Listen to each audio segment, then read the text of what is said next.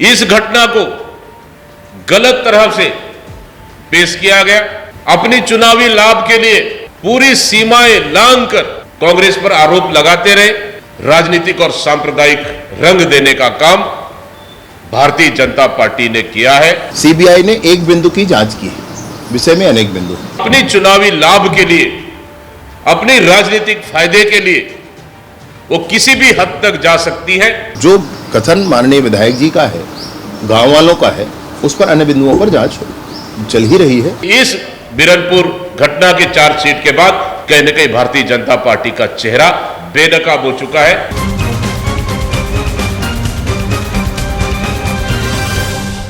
8 अप्रैल 2023 का वो दिन जब बेमेतरा के बिरनपुर में 2 बच्चों के छोटे से विवाद ने एक बड़ा रूप ले लिया था और 3 लोगों की मौत हो गई थी। देखते ही देखते मामला सांप्रदायिक मोड़ ले लिया और प्रशासन को पूरे गांव में धारा 144 लागू करना पड़ा। नमस्कार, आप देखना शुरू कर चुके हैं एडिटर जी न्यूज़ और मैं हूं आपके साथ प्रवीण मनहर। बिरनपुर कांड एक बार फिर से राजनीतिक चर्चाओं पर आ गया है। इस घटना की जांच कर रही सीबीआई ने चार्जशीट पेश किया है, जिसके बाद राजनीतिक घमासान तेज हो गया है। दरअसल 8 अप्रैल 2023 का वो दिन याद कीजिए जब बेमेतरा के बिरनपुर में सांप्रदायिक भिड़ंत में 3 लोग मारे गए थे, जिसमें बीजेपी विधायक ईश्वर साहू ने अपने बेटे को खो दिया था। अब सीबीआई की चार्जशीट सामने आने के बाद राजनीतिक हलचल तेज हो गया है। सीबीआई ने इस मामले में अपनी चार्जशीट स्पेशल कोर्ट में पेश कर दी है। राजनीतिक बयानों में जो आरोप अब तक उठते आ रहे थे, उनकी ना तो पुष्टि हुई, ना तो कोई ऐसा सबूत सामने आया। खास बात यह है कि अंजोर यदु पर लगाए गए गंभीर आरोपों का चार्जशीट पर कोई जिक्र ही नहीं है, बल्कि सीबीआई ने इस पूरे घटनाक्रम को बच्चों की लड़ाई से उपजा विवाद बताया है।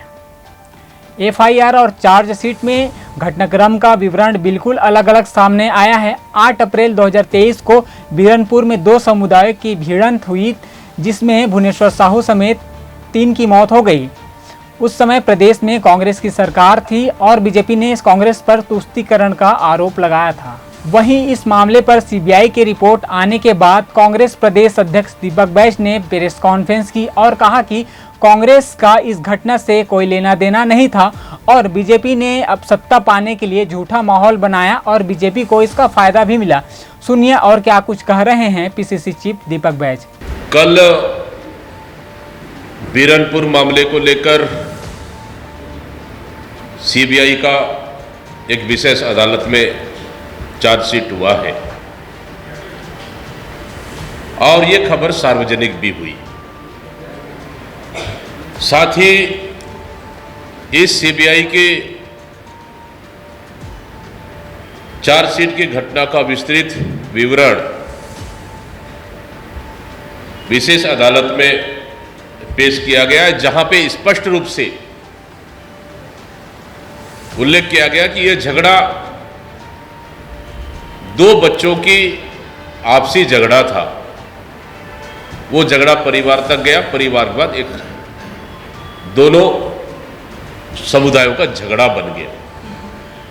लेकिन साथ ही सीबीआई की जांच में यह भी पाया कि ये झगड़ा कोई राजनीतिक षड्यंत्र नहीं था, एक मामूली झगड़ा था जो खूनी रूप आपसी में ले लिया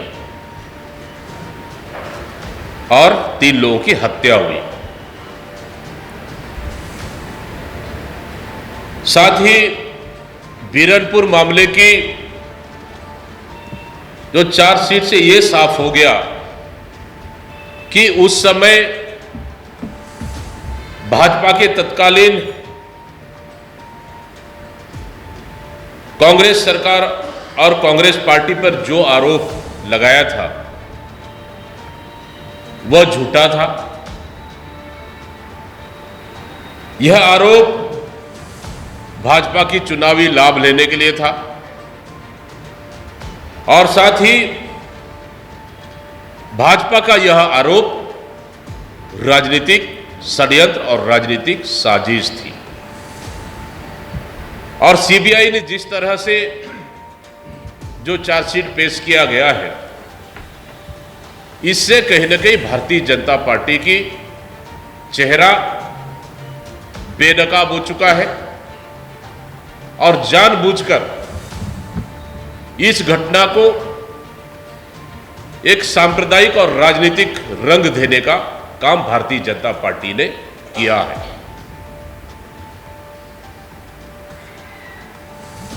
और उस समय जब घटना हुई तब तत्कालीन भारतीय जनता पार्टी के अध्यक्ष अरुण साव जी घटनास्थल गए। घटनास्थल जाने के बाद पूरी घटना को राजनीतिक और सांप्रदायिक रंग देने का उन्होंने पूरा प्रयास किया और कहीं ना कहीं उसमें सफल भी हुए।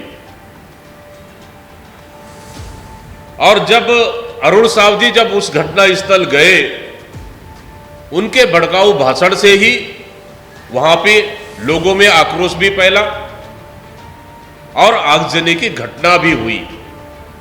कहीं ना कहीं इस घटना को उकसाने में भारतीय जनता पार्टी के तत्कालीन अध्यक्ष अरुण साव जी का बड़ा हाथ रहा।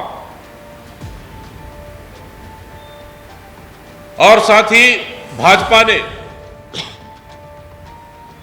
इस घटना को एक समाज को कांग्रेस के खिलाफ भड़काने का पूरा प्रयास किया। भाजपा ने विधानसभा चुनाव में इस झगड़ा को राजनीतिक और सांप्रदायिक रंग देते हुए जनता के बीच जाकर देश के प्रधानमंत्री, देश के गृह मंत्री और प्रदेश के पूरे भारतीय जनता पार्टी के तमाम नेता अपने चुनावी भाषणों में गलत और दुर्भाग्यजनक जनता के बीच भाषण देते रहे और पूरी तरह से समाजों के बीच जाकर आग उगलने का काम, जहर फैलाने का काम भारतीय जनता पार्टी ने पूरी तरह से एक षड्यंत्र रचकर उन्होंने किया। यही नहीं, भाजपा ने मृतक भुवनेश्वर के पिता ईश्वर साहू को टिकट देकर इस घटना का सहानुभूति बटोरने का उन्होंने साजिश किया और सीबीआई की जांच में यह भी साफ हो गया कि उस समय कांग्रेस की सरकार में जो कार्रवाई हुई इस घटना में, वो कार्रवाई और जिन लोगों को जिम्मेदार मानते हुए गिरफ्तारी की गई, वो गिरफ्तारी या कार्रवाई सही थी। भाजपा ने सिर्फ अपनी वोट बैंक की राजनीति के लिए तुष्टीकरण की राजनीति की, झूठा और मनगढ़ंत आरोप कांग्रेस की सरकार पर लगाए और प्रदेश की राजनीतिक और विशेष समाज को बांटने का काम इस सरकार ने, भारतीय जनता पार्टी ने किया और वोट बैंक की ध्रुवीकरण भारतीय जनता पार्टी ने किया। और ईश्वर साहू के बयान जो आए और जो व्यक्ति अंजोर यदु पे आरोप लगाए, उसे भी सीबीआई ने दोषी नहीं माना है और सीबीआई के चार्जशीट में उसका कोई नाम उल्लेख नहीं है। इससे साफ है कि बीरनपुर वाला मामला भारतीय जनता पार्टी ने जानबूझकर, सोच समझकर राजनीतिक लाभ लेने के लिए एक विशेष समुदाय को भड़काने और कांग्रेस के खिलाफ षड्यंत्र रचने का आरोप भारतीय जनता पार्टी ने किया है। और कहीं ना कहीं इससे कांग्रेस को नुकसान भी हुआ है। सीबीआई के चार्जशीट के बाद अगर थोड़े बहुत भी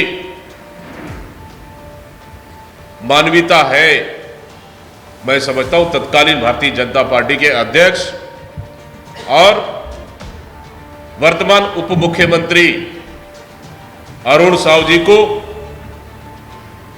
इस्तीफा दे देना चाहिए और प्रदेश की जनता से उन्हें माफी मांगनी चाहिए। और साथ ही देश के प्रधानमंत्री नरेंद्र मोदी जी, देश के गृह मंत्री अमित शाह जी जगह जगह चुनावी भाषणों में इस घटना को गलत तरह से पेश किया गया और गलत ढंग से जनता के बीच में प्रस्तुत किया गया। अपनी चुनावी लाभ के लिए पूरी सीमाएं लांघकर कांग्रेस पर आरोप लगाते रहे और ये विशेष समुदाय को भड़काने का काम किया, विशेष समुदाय को कांग्रेस के खिलाफ करने का काम किया और इस घटना को राजनीतिक और सांप्रदायिक रंग देने का काम भारतीय जनता पार्टी ने किया है। निश्चित रूप से बिरनपुर घटना के बाद और सीबीआई चार्जशीट के बाद भारतीय जनता पार्टी का चेहरा, सच्चाई और भारतीय जनता पार्टी पूरी तरह से बेनकाब हो गई है कि अपनी चुनावी लाभ के लिए, अपनी राजनीतिक फायदे के लिए वो किसी भी हद तक जा सकती है। ये बिरनपुर की घटना ने साबित कर दिया और साथ ही इस तरह सांप्रदायिक रंग देने में भारतीय जनता पार्टी को महारत हासिल है। निश्चित रूप से इस घटना को पूरे प्रदेश की जनता को इन्होंने गुमराह करने का काम किया है और पूरे प्रदेश की जनता को भड़काने का काम किया है। पूरे प्रदेश के जनता को इन्होंने आंदोलित करने का काम किया है और इस घटना को इन्होंने सिर्फ सांप्रदायिक रंग देते हुए एक अलग तरह से अपनी चुनावी लाभ के लिए, अपने राजनीतिक लाभ के लिए एक गलत तरह से प्रस्तुत किया है। इसके लिए भारतीय जनता पार्टी और तत्कालीन प्रदेश अध्यक्ष को इस्तीफा दे देना चाहिए और साथ ही उन्हें माफी मांगना चाहिए कि इस बिरनपुर घटना के चार्जशीट के बाद कहीं न कहीं भारतीय जनता पार्टी का चेहरा बेनकाब हो चुका है और कहीं न कहीं इस घटना को भड़काने और सांप्रदायिक रंग देने का काम भारतीय जनता पार्टी ने किया है। वहीं अब इस मामले पर प्रदेश के उप मुख्यमंत्री व गृह मंत्री विजय शर्मा का भी बयान सामने आया है। उन्होंने कहा कि कांग्रेस को अब जाकर सीबीआई पर भरोसा हुआ है और क्या कुछ कह रहे हैं विजय शर्मा, सुनिए। चलिए, सीबीआई पर कांग्रेस का विश्वास तो बढ़ा। 5 बरस जब तक वो रहे उन्होंने बैन करके रखा कांग्रेस को, और जब बैन करके रखा आज सीबीआई पर उनका विश्वास बढ़ रहा है। लेकिन सुनिए मेरी बात, सीबीआई ने एक बिंदु की जांच की है, विषय में अनेक बिंदु, अन्य बिंदुओं पर जो कथन माननीय विधायक जी का है, गांव वालों का है, उस पर अन्य बिंदुओं पर जांच चल ही रही है, वो स्पष्टता हो।